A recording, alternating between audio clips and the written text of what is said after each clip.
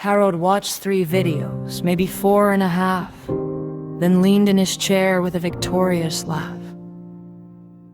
He adjusted his glasses, though they had no lens, and announced to the room, "I've connected the ends." "Connected what ends?" asked a woman nearby. "All of them," Harold replied with a sigh. He'd started the morning researching a cough, then wandered through rabbit holes 20 miles off. By noon he knew banking, volcanoes, and steel. By 1 he was certain the moon wasn't real. At 2 he explained how to manage a state. At 3 he corrected a physicist's slate. By 4 he was teaching a surgeon online the proper procedure for stitching a spine. "Experience?" someone inquired with care. "I've studied extensively." "Where?" "Over there." He pointed quite proudly to tabs on a screen, the digital kingdom where Harold was king. He challenged mechanics on engines and gears, though his own car had coughed for the last 7 years. He lectured a farmer on planting and rain, then killed a houseplant in a week with disdain. He argued with sailors on oceans and tides, yet got lost in a mall that had maps on all sides.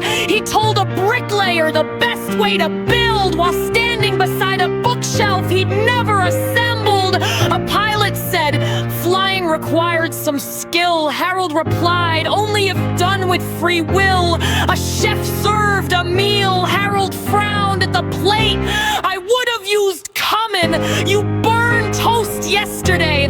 The room started filling with experts of note, an engineer, teacher, accountant, and coach. Each offered a fact from their years in the field. Harold nodded politely, then refused all the yield.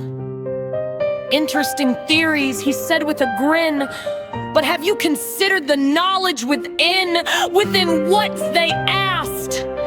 "My confidence, that's not a source." "It is if you say it with adequate force." Now confidence, truth, and facts had a fight. One showed up with evidence, 1 volume, 1 light.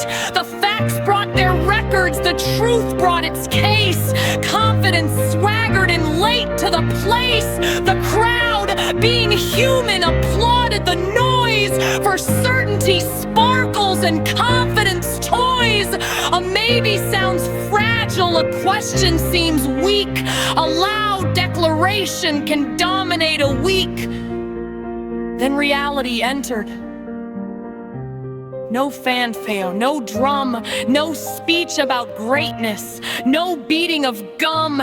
It handed poor Harold a simple machine along with instructions displayed on a screen.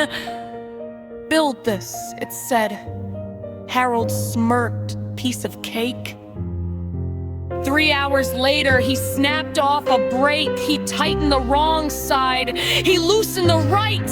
He blamed the designers, the weather, the light, the manual's wording, the shape of the screws, the angle of shadows, the quality news. At sunset, the machine remained scattered in parts, a graveyard of theories and overconfidence starts. Reality nodded and offered no jeer. It simply moved on without lingering near. The room became quiet. Harold stood still. For the first time all day, he misplaced his will. Then softly he asked, "Does anybody know?" The engineer smiled.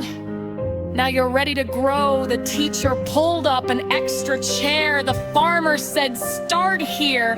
The pilot said, "There." The chef poured some coffee. The mechanic brought tools. And Harold discovered the fate of most fools.